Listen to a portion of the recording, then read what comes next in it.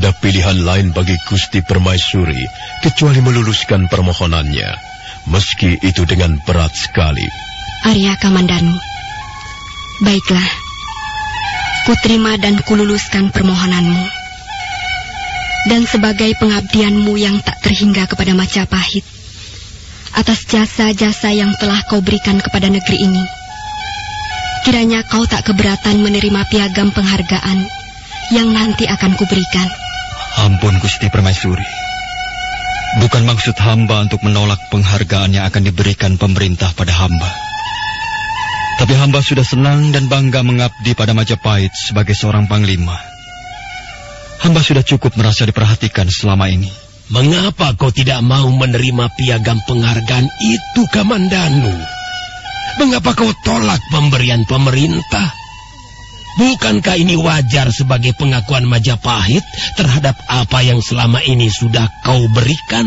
Paman Ramapati, penghargaan Majapahit pada saya telah saya terima selama ini, yakni berupa perhatian, jabatan, dan sarana. Itu semua adalah penghargaan yang tak terhingga pada saya. Dan penghargaan puncak dari Majapahit untuk saya adalah diluluskannya permohonan saya mengundurkan diri dari pemerintahan.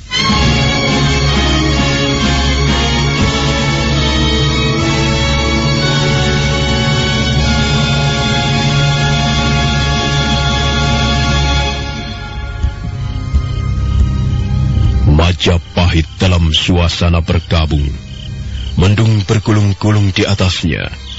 Bukan saja ditinggal oleh Gusti Prabunya Sang Kramawijaya, tetapi juga telah ditinggal oleh dua orang andalannya, yakni Nini Sakawuni dan menyusul pengunduran diri Arya Kamandanu. Malam terasa semakin sunyi dan ngelangut. Suasana istana dingin dan sepi. Di kediaman Arya Kamandanu nampak dua orang tengah berbicara serius. Tangis bayi sudah lama berhenti. Barangkali bayi itu tengah dibuai mimpi ibundanya. Panji, saya Paman. Kalau Paman tidak lagi berada di Majapahit, apakah kau akan tetap tinggal di Majapahit? Atau kau ingin ikut Paman kemanapun Paman pergi? Saya tidak mengerti maksud Paman. Bukannya kau tidak mengerti, Panji. Tapi kau memang tidak mau mengerti. Jadi, maksud Paman ingin meninggalkan Majapahit. Lalu, hendak pergi kemana Paman sebenarnya? Paman sekarang ini bukan lagi sebagai seorang panglima perang Majapahit, Panji. Paman sekarang sudah menjadi rakyat biasa, sebagaimana adanya rakyat yang lain. Jadi, Paman sudah mengundurkan diri dari jabatan panglima Majapahit? Benar, Panji. Sekarang Paman bukan lagi seorang pejabat. Sekarang Paman adalah rakyat dan akan kembali pada kehidupan rakyat. Paman akan menyingkir dari Majapahit ini. Paman akan mencari ketenangan dan kedamaian sambil membesarkan bayi yang telah diberikan oleh Bibi Wuni. Mengapa, Panji? Ada apa? Apakah kita akan berpisah, Paman? Apakah Paman akan meninggalkan Panji sendirian? Itulah yang ingin Paman tanyakan padamu. Kalau nanti Paman pergi meninggalkan tempat ini, apakah Panji mau ikut Paman? Atau tetap di sini, di Majapahit ini? Saya entahlah, Paman. Paman tahu, kau pasti berat meninggalkan Majapahit yang serba ada ini. Kau terlanjur hidup serba ada. Rasanya memang berat untuk orang seusiamu meninggalkan keramaian Majapahit dan kembali hidup di Gunung Rimba belantara. Paman tidak keberatan kalau kau tetap ingin tinggal di sini. Hanya pesan Paman, jangan lagi kau ulangi kenakalanmu seperti yang sudah-sudah. Kalau dulu masih ada Paman, jadi semua bisa diselesaikan secara baik-baik. Tapi kalau Paman tidak lagi di sini, dan kau masih saja nakal, siapa yang akan peduli padamu? Lalu, apakah saya di rumah ini sendirian, Paman? Kau punya teman, yaitu Ratanja. Nanti Paman akan titipkan kau pada Eyang Ramapati. Mudah-mudahan Eyang Pati tidak keberatan menerimamu tinggal di kediamannya. Jadi, saya akan tinggal bersama Ratanja. Maksud Paman begitu, supaya kau ada yang menjaga, supaya kau ada teman yang sebaya. Kalau kau senang dan mau tinggal di sana, Nanti paman akan membawamu dan langsung menitipkannya pada Eyang Pati. Bagaimana? Saya tinggal tergantung paman saja. Tapi kau mau kan tinggal di sana? Baiklah paman, saya mau. Demikian Kamandanu tahu bahwa Panji tidak keberatan dititipkan dan mau tinggal di kediaman Ramapati. Maka sebagai bekal Arya Kamandanu memberikan wejangan dan nasihat-nasihatnya pada keponakannya itu. Sungguh pun dia berat dan sedih melepaskan Panji. Tapi baginya sudah tak ada jalan lain, mengingat Panji Ketawang yang sudah terbiasa dengan hidup serba ada. Panji, di rumah Eyang Pati nanti tidak sama dengan kalau tinggal bersama paman di rumah ini. Aku pamanmu langsung, Panji. Tetapi di sana nanti kau tinggal bersama orang lain. Sana kadang bukan, orang tua pun bukan. Kau harus pandai-pandai menjaga diri. Pandai-pandai bersikap dan bertingkah pola. Ratanja di sana hanya abdi, bukan sana kadangnya Eyang Pati. Sebab itu dia memanggil Gusti Ramapati. Baiklah paman, saya akan pandai-pandai membawa diri. Jangan menyusahkan Eyang Ramapati. Taat dan patuhlah padanya. Karena kau menumpang hidup pada beliau. Kau sudah besar sekarang, Panji. Sudah remaja. Jadi semestinya lah kau tahu mana yang baik dan buruk. Mana yang boleh dan mana yang tidak boleh. Berhati-hatilah hidup di Majapahit. Lebih-lebih kau tinggal sama orang lain. Baik paman. Saya akan hidup sebagaimana pesan paman. Bagus. Kalau kau bisa seperti itu, maka hidupmu di Majapahit ini tidak akan mengalami kesulitan. Besok malam paman akan mulai menitipkan kau dan langsung meninggalkan Majapahit.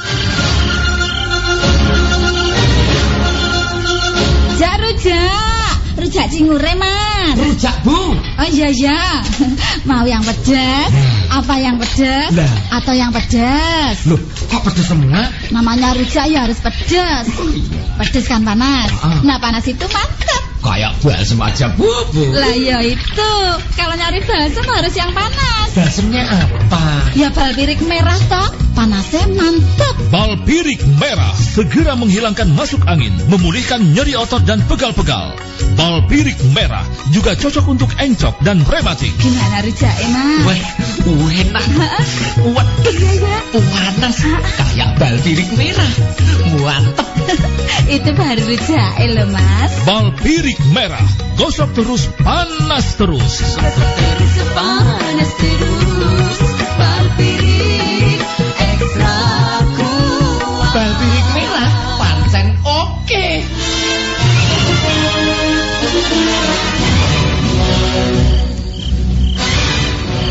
Keesokan malamnya, Kamandanu membawa Panji Ketawang ke rumah Ramapati. Sebenarnya dia enggan menitipkan dan meninggalkan keponakannya itu pada orang lain. Tapi apa boleh buat, tak ada pilihan lain. Panji memang tak mau diajak pergi meninggalkan Majapahit untuk hidup di alam bebas sebagaimana dulu pernah dialaminya. Dan Kamandanu tak bisa memaksa. Sebab itu dengan berat hati, Kamandanu membawa Panji Ketawang pada Ramapati. Jadi kau hendak pergi meninggalkan Majapahit? Benar, Paman. Saya hendak mencari kedamaian sambil membesarkan bayi yang diberikan Sakawuni pada saya. Kukira kau mengundurkan diri dari jabatan Panglima hanya sekedar mengundurkan diri, tapi tidak keluar dari Majapahit. Memang benar. Kalau untuk mencari kedamaian dan ketenteraman sebaiknya memang di luar kota raja, Kamandanu. Di Majapahit ini apalah artinya? Terlebih, kalau kau ingin membesarkan anakmu secara baik dan bertanggung jawab, pengaruh di Majapahit ini memang tidak baik dan kurang mendidik kalau anak besar dan tumbuh di sini. Lain halnya dengan di luar kota yang masih bersih dari pengaruh-pengaruh. Anakmu pasti akan tumbuh secara baik sebagaimana ayahnya kalau dia dibesarkan dan dirawat di luar Majapahit. Lalu kapan kau akan berangkat, Kamandanu? Besok pagi-pagi benar. Untuk itu, saya titip ponakan saya Panji Ketawang pada Paman. Saya mohon Paman tidak keberatan. Oh, tidak. Aku malah senang, Kamandanu, dapat menolongmu. Dapat memberikan apa yang bisa kuberikan padamu. sebelum keberangkatanmu keluar dari Majapahit. Terima kasih, Paman Ramapati. Dan sebelumnya saya mohon maaf karena kepergian saya ini hanya memberatkan Paman dan meninggalkan beban. Aku sama sekali tidak terbeban, Kamandanu. Aku juga tidak merasa keberatan kau tinggalkan Panji Ketawang di sini. Justru sebaliknya, aku malah merasa terhormat karena kau percayakan aku buat mengasuh keponakanmu. Sudahlah, jangan berpikir yang bukan-bukan. Nanti malah membuat ragu langkahmu untuk meninggalkan Majapahit. Seseorang kalau mau melangkah setidaknya jangan lagi menengok ke belakang. Karena hanya membuat kebimbangan. Dan kebimbangan hanya dimiliki oleh mereka yang berjiwa lemah, bermental lembek. Keraskan hatimu untuk menuju dambaanmu, cita-citamu. Ingatlah pertumbuhan anakmu. Kamandanu mengucapkan banyak terima kasih pada Sang Ramapati. Kemudian dia mengecup kening Panji Ketawang. Ketika dia ingin memeluknya, hasrat itu ditahannya karena khawatir Panji Ketawang akan sedih atas perpisahan itu. Segera Kamandanu memutar tubuhnya, berjalan ke arah pendopo, lalu pergi meninggalkan kediaman Ramapati.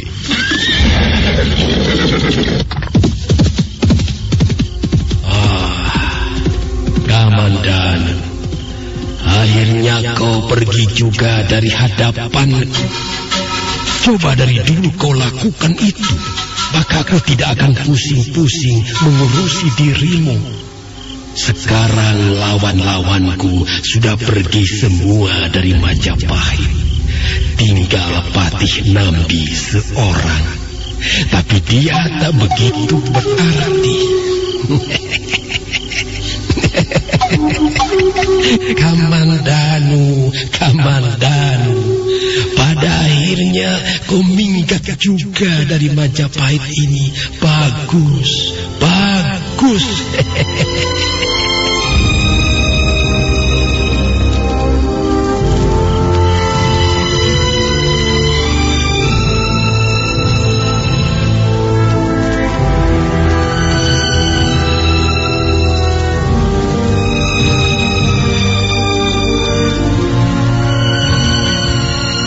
Sekembalinya ke rumah, Arya Kamandanu segera membuat persiapan. Dipilihnya kuda yang baik, kuat dan kekar. Beberapa pakaian ganti dibawanya serta. Tapi dia pilih pakaian yang sederhana saja, sehingga tidak akan menimbulkan kecurigaan tentang dirinya sebagai seorang panglima perang Majapahit. Semua dikemasnya dalam buntalan kain. Setelah semua dirasa beres, menjelang fajar tiba, dia meninggalkan Majapahit secara diam-diam.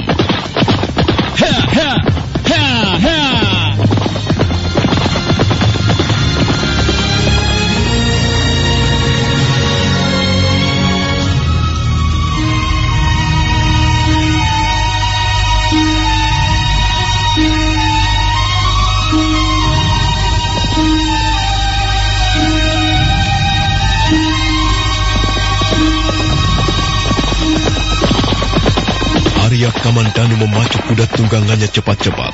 Dia tak ingin ada seorang pun melihatnya. Bayi yang belum berumur 7 hari dan masih merah itu didekapnya kuat-kuat. Dan dia terus melarikan kudanya mengarah keluar kota Raja Majapahit. Kamandanu tak ingin lagi menengok ke belakang, ke kiri ataupun ke kanan. Tatapannya diarahkan lurus-lurus ke depan, seolah tengah memandang hari esok yang akan dijalaninya. Setibanya di sebuah pertigaan jalan, Kamandanu menghentikan lari kudanya. Dia menatap lamat. Sebuah kereta kuda tengah berhenti di tepi jalan. Seorang wanita berdiri di samping kereta. Mesin. Oh, Mesin. Kakang Kamandanu. Kau hendak pergi kemana? Mesin, kemanapun aku akan pergi. Kau tak usah peduli. Kemana? Tidak bolehkah aku tahu? Aku sendiri tidak tahu hendak kemana aku sebenarnya. Apakah kau tidak mempunyai rencana?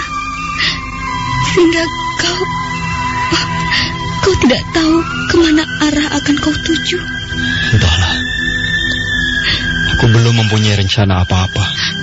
Anak itu masih terlalu muda untuk kau bawa-bawa. Dia belum lagi berumur 7 hari.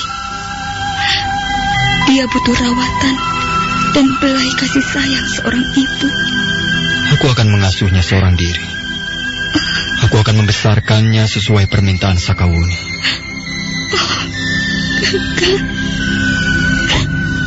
Kakak, aku...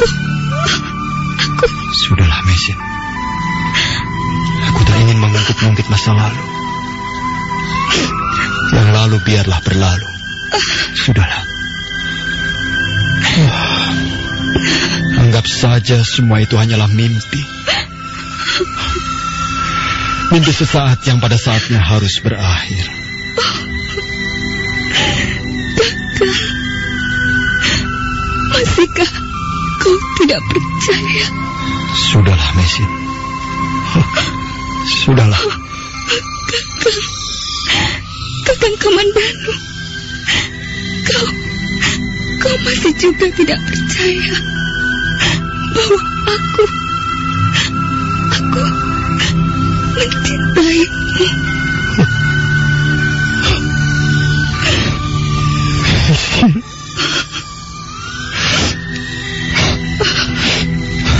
Maafkanlah aku. Meisin. Meisin. Kakang Kamandanu.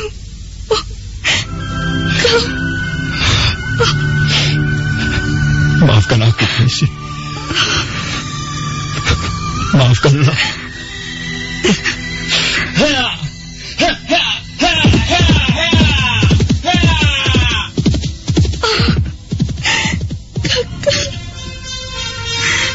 Kakang Kamandanu.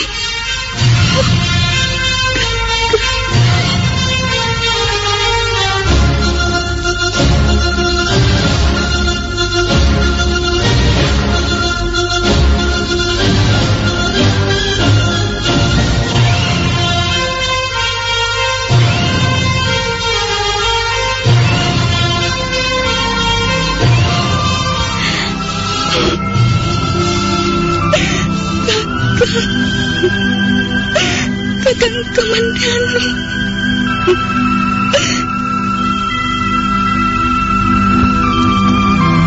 Meisin menangis terseduh. Arya Kamandanu secepat kilat melarikan kudanya dari hadapan Meisin. Dia tak ingin mengungkit-ungkit masa lalunya.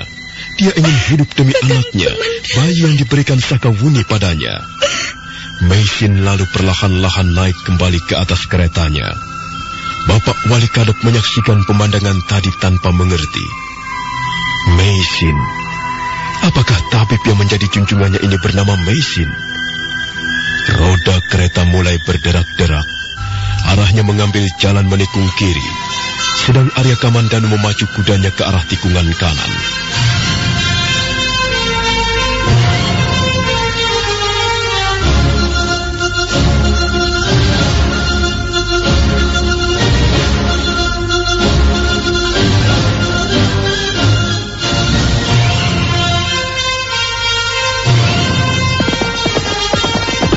Kamandanu terus memacu kuda sambil mendekap bayinya. Dia tak ingin berpaling lagi. Pandangannya terus menatap jauh ke depan. Dia tak ingin tenggelam pada masa lalunya. Dia ingin hidup untuk masa depan putranya. Rujak cingure, Mas. Rujak, Bu. Oh iya. Mau yang pedas? Apa yang pedas? Lah. Atau yang pedas? Loh, kok pedas semua? Namanya rujak ya harus pedas. Pedas kan panas. Nah, panas itu mantap. Kayak balsem aja, Bu. Lah ya itu. Kalau nyari balsem harus yang panas. Balsemnya apa? Ya balpirik merah toh. Panasnya mantap. Balpirik merah segera menghilangkan masuk angin, memulihkan nyeri otot dan pegal-pegal. Balpirik merah juga cocok untuk encok dan rematik. Gimana rujaknya, Mas? Weh, enak.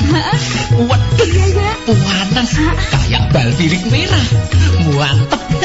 Itu baru rujaknya loh, Mas. Balpirik merah, gosok terus, panas terus. Panas terus. Balpirik ekstra kuat. Balpirik merah, pancen Arya Kamandanu melarikan kudanya kencang-kencang. Dia mendekap bayinya yang masih merah dan belum lagi berumur 7 hari. Ditinggalkannya Majapahit secara diam-diam saat fajar mulai menyingsing. Kamandanu tak ingin menoleh ke belakang, ke kiri ataupun ke kanan. Dia ingin secepatnya keluar dari kota Raja Majapahit. Panji Ketawang sudah dititipkannya pada Ramapati. Jabatannya sebagai panglima telah diserahkannya kembali pada pemerintah. Setibanya di sebuah persimpangan, di mana ada 2 jalan yang menikung ke kiri dan ke kanan, Arya Kamandanu menghentikan kudanya. Dia menatap lamat, sebuah kereta kuda tengah berhenti di tepi jalan. Seorang wanita berdiri di samping kereta. Mesin. Mesin. Kakang Kamandanu. Kau hendak pergi kemana? Mesin, kemanapun aku pergi, kau tak usah peduli. Tidak bolehkah aku mengetahuinya, Kakang? Aku sendiri tidak tahu kemana tujuanku. Apa kau tidak mempunyai rencana tentang hidupmu? Entahlah, aku tak mempunyai rencana apa-apa. Anak itu masih terlalu muda untuk kau bawa-bawa, Kakang. Dia masih merah. Umurnya belum lagi 7 hari. Masih butuh rawatan dan belai kasih sayang seorang ibu. Aku akan merawatnya seorang diri. Aku akan membesarkannya sesuai permintaan Sakawuni. Oh, Kakang Kamandanu. Kau masih juga tidak percaya bahwa aku mencintaimu.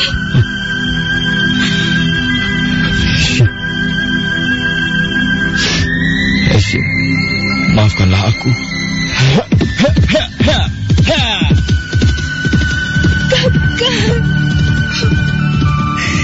Kakang Kamandanu, mengapa begitu dingin sikapmu? Mengapa kau berbuat seolah-olah kita tidak pernah saling kenal dengan dekat? Oh, Kakang,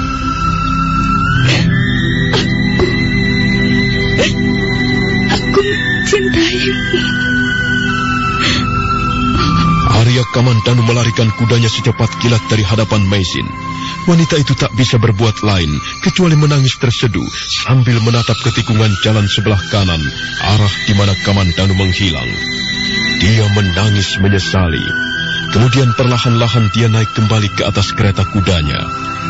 Wali Kadep menatap tak mengerti atas peristiwa yang baru saja dilihatnya pada diri junjungannya. Mesin. Apakah tabib yang selama ini selalu diikutinya bernama Mesin?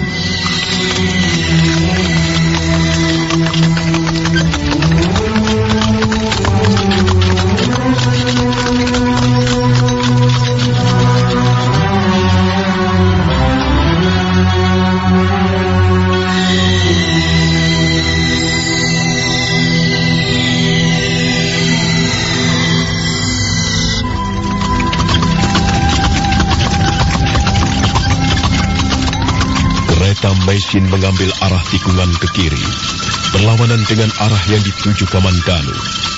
Wali Kadep tak berani mengeluarkan suara apa-apa. Mesin masih terus terisak menangisi peristiwa perjumpaannya dengan Arya Kamandanu yang baru saja terjadi. Dia sesalkan sikap Arya Kamandanu yang dingin. Dia sesalkan sikapnya sendiri yang selama ini tak menentu. Kakang Kamandanu.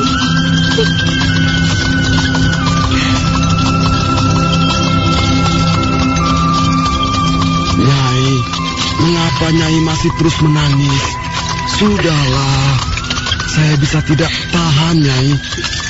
Kalau Nyai terus saja menangis, saya bisa sedih dan ikut menangis, Nyai. Nyai Paricara, sebenarnya ada apa antara Nyai dengan Tuan Kamandanu? Dan mengapa tadi Tuan Kamandanu memanggil Mesin pada Nyai? Tidak ada apa-apa. Tapi Nyai terus-menerus menangis. Kalau tidak ada apa-apa, tentu Nyai tidak akan menangis seperti itu. Saya sedih, Nyai, kalau keadaan Nyai seperti ini. Saya bukan ingin tahu pribadi Nyai. Tapi kalau Nyai diam terus seperti itu, hanya menangis terus-menerus seperti itu, saya tidak tahan, Nyai. Saya ikut sedih. Oh. Nyai, kita akan kembali ke Pasuruan 1 ya? Benar, Bapak Wali Kadep. Kita kembali ke Pasuruan 1. Nyai, kalau ada masalah, katakanlah. Biar hati Nyai lega. Biar tangis Nyai tidak berkepanjangan seperti itu. Bapak Wali Kadep. Apakah Tuan Kamandanu tadi menyakiti Nyai? Tidak. Lalu, mengapa Nyai jadi seperti ini? Ya, selama saya ikut Nyai, baru kali ini saya melihat Nyai seperti ini. Siapakah Mesin itu, Nyai? Ada apa dengan Tuan Kamandanu? Bapak Wali Kadep. Apakah kalau aku mencintai seorang itu adalah dosa? Tidak, Nyai. Cinta itu manusiawi. Sang Yang Widi yang memberikannya. Kenapa Nyai bisa berkata begitu? Aku masih mencintai Arya Kamandanu sampai sekarang. Apa, Nyai? Apakah saya tidak salah mendengar? Iya. Aku masih mencintai Arya Kamandanu. Bukankah Tuan Arya Kamandanu itu suami Nini Sakawuni? Benar. Tapi jauh hari sebelum itu, kami adalah suami istri. Hanya karena keadaanlah yang membuat kami berpisah dan mengambil jalan masing-masing. Nyai, mengapa baru sekarang saya tahu? Aku tidak ingin siapapun mengetahuinya, Bapak Wali Kadep. Oleh sebab itu, aku menutupinya rapat sekali dan sembunyi di balik nama Nyai Paricara. Oh, jadi Nyai Paricara itu nama lain dari Mesin? Ya, benar, Bapak Wali Kadep. Dan aku harap Bapak Wali Kadep tetap dapat menyimpan rahasia ini pada siapapun juga. Ya, Nyai. Baik, Nyai, baik.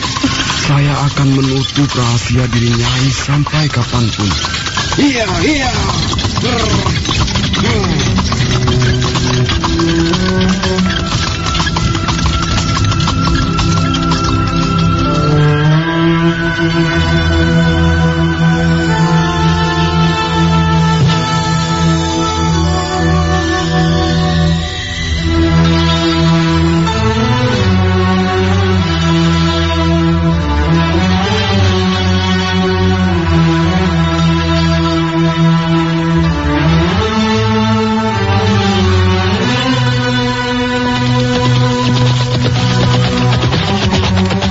Kita tinggalkan Mesin dan Wali Kadep yang sedang dalam perjalanannya kembali ke Pasuruan 1. Kini kita ikuti perjalanan Arya Kamandanu yang tengah melarikan kudanya tanpa henti. Lari kudanya ternyata diarahkan menuju kaki Gunung Arjuna. Bayi merah di dalam dekapannya kadang menggeliat-geliat seperti tidak sabar ingin segera sampai di tujuannya. Kamandanu tak peduli oleh keadaan sekeliling.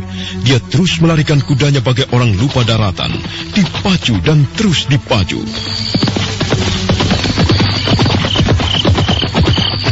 Malam turun perlahan. Permukaan bumi mulai meremang. Bulan timbul tenggelam di antara mega-mega, seolah mengawasi langkah-langkah larinya kuda Arya Kamandanu. Tiba di suatu tempat, mengingat malam semakin dingin dan gelap, Arya Kamandanu menghentikan lari kudanya.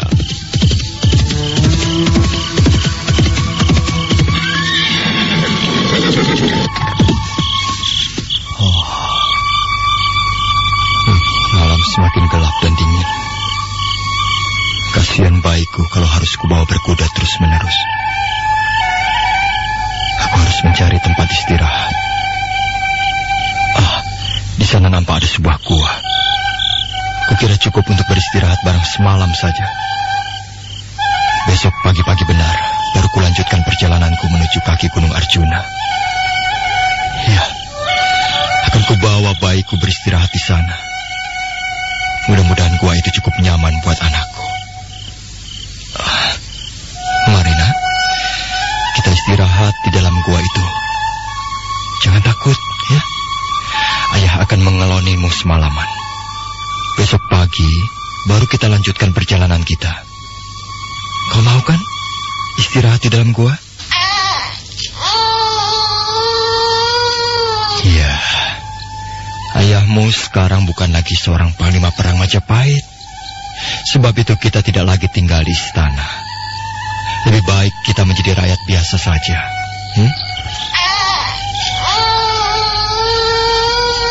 Arya Kamandanu lalu beranjak menambatkan kudanya pada salah satu pohon besar di dekat mulut goa. Bayi merah semakin erat di dekapnya. Kemudian dia mulai memasuki mulut goa. Keadaan sekeliling hening dan sepi. Mulut goa seakan tersenyum menyambut kedatangan Kamandanu dan bayinya. Kiranya gua bersih dan nyaman buat istirahat. Aku akan menumpuk rerumputan kering untuk alas tidur di lantai gua ini. Tenanglah nak, sabar dulu ya. Ayah akan membabati rerumputan kering ini untuk alas tidur kita. Kau tentu suka tidur di atas rerumputan kering. Dulu ayahmu juga begitu. Tidak pernah tidur di tempat yang nyaman. Selalu di tempat-tempat seperti ini. Tidak apa. Ini adalah karunia Sang Hyang Widi. Kita patut mensyukurinya.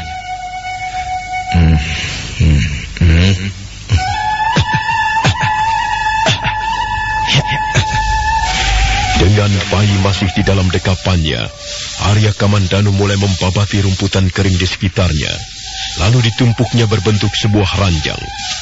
Tak lama setelah itu ranjang alam itu pun selesai sudah.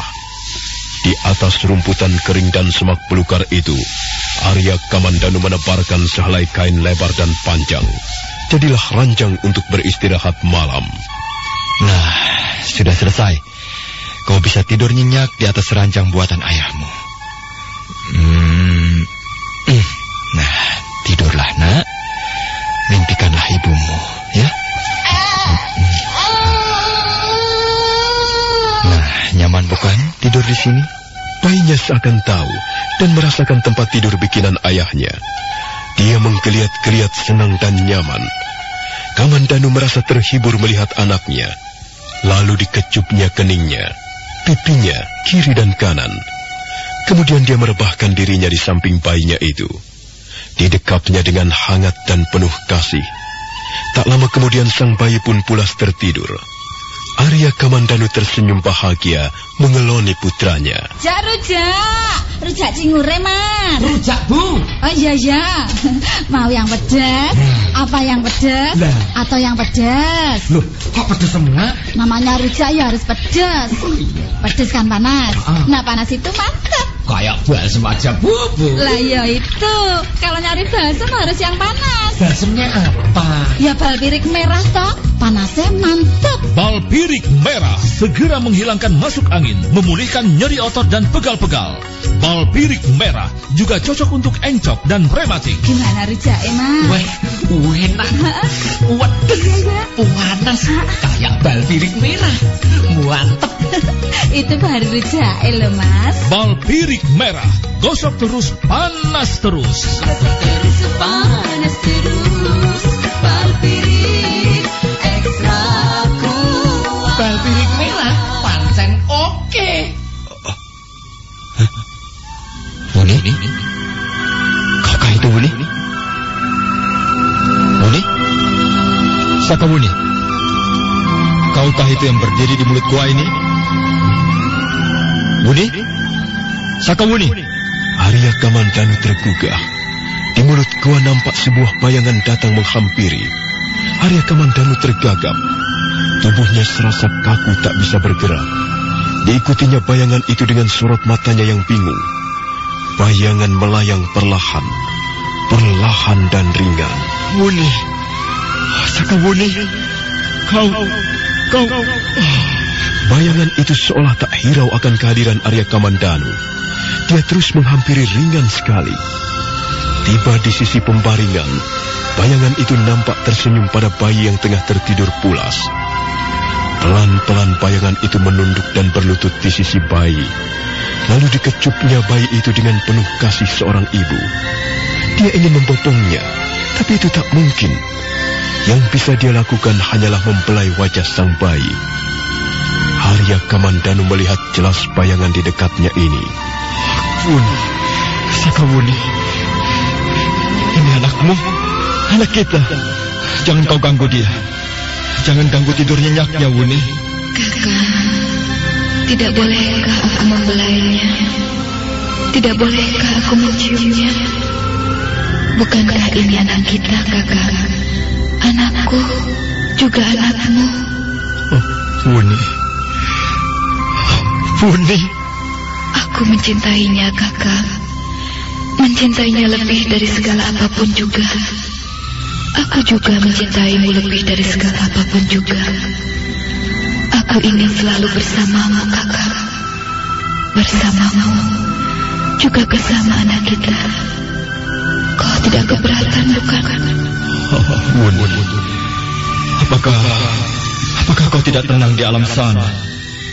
Mengapa kau masih saja ingin... Oh, Kakak. Mengapa kau keberatan aku mengikutimu? Mengikuti anak kita. Aku sungguh cinta padamu. Cinta pada anak kita. Oh, sampai hati benar kau berkata begitu, Kakak. Oh. Tidak, bukan begitu, Wuni. Aku ingin kau tenang-tenang saja di sana. Biarlah bayi ini aku yang merawatnya, aku yang mengasuhnya. Kau tidak usah khawatir, Wuni. Aku percaya padamu, Kakak. Percaya sepenuhnya. Oleh sebab itu, aku tidak rela kalau kau jatuh ke pelukan wanita lain. Sekalipun itu Kakak Misin, aku tetap tidak akan terima. Tidak, aku tidak akan menduakan cintamu.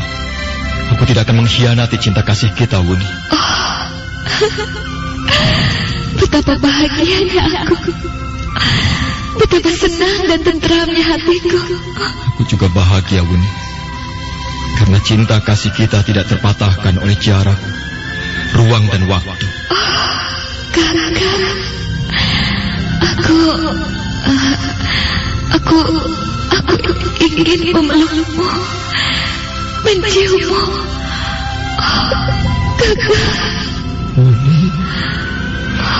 Wuni. Kakak.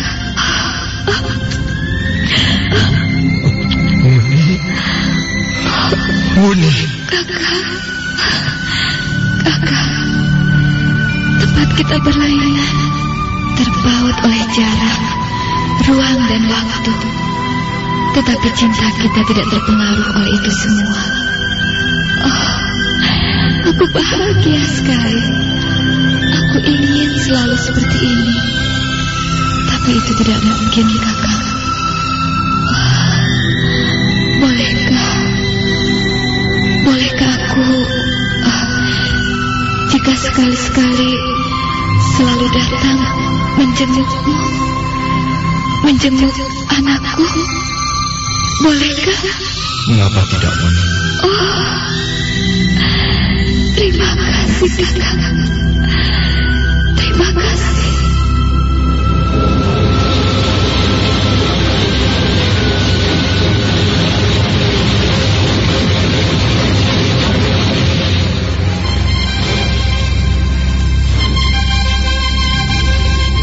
Wuni?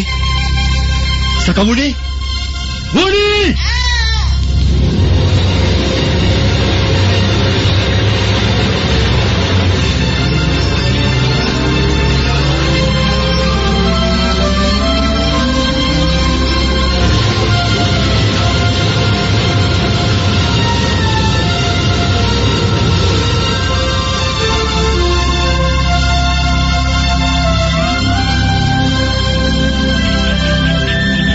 Pagi pun tiba dengan cerahnya.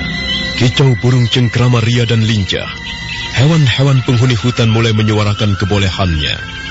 Arya Kamandanu terbangun oleh semilir angin yang masuk mengalir melalui mulut goa. Angin pagi yang dingin sejuk menyapanya ramah.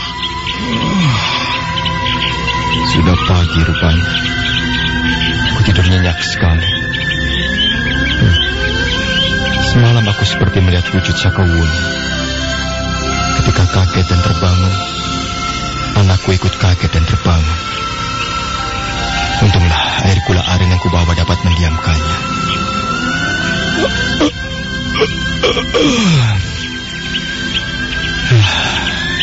Perjalananku masih cukup jauh. Setelah makan dengan bekal yang kubawa dari Majapahit, sebaiknya segera melanjutkan perjalanan. Ya, aku tak boleh bermain-main dengan waktu. Aku harus secepatnya tiba di lereng Gunung Arjuna. Kasihan anakku.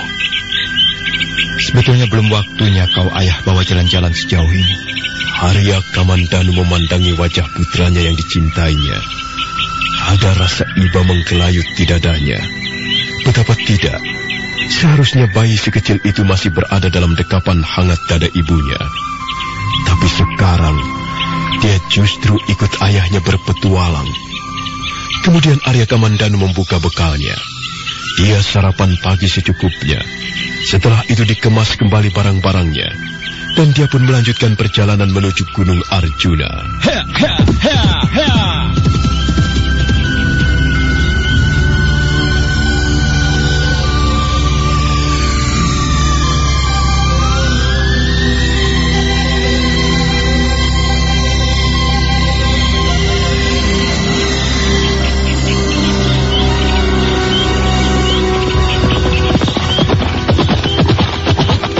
Kembali Arya Kamandanu memacu kudanya bagai orang kesetanan. Dia tak menengok ke kiri ataupun ke kanan maupun ke belakang. Kudanya dipacu cepat-cepat. Harapannya, Gunung Arjuna dapat segera dicapai. Tak lama kemudian, Gunung Arjuna pun sudah nampak di depannya. Dia semakin bersemangat untuk segera sampai.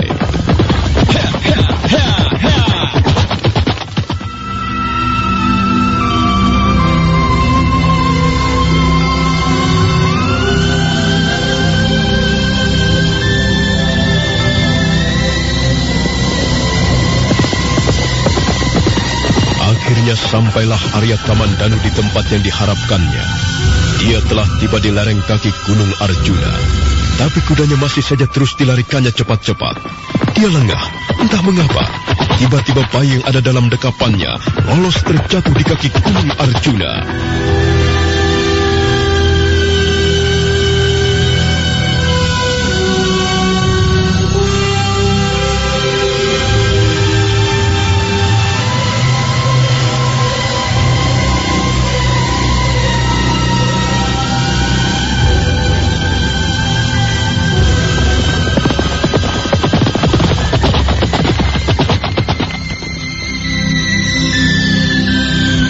Itu lepas dan jatuh.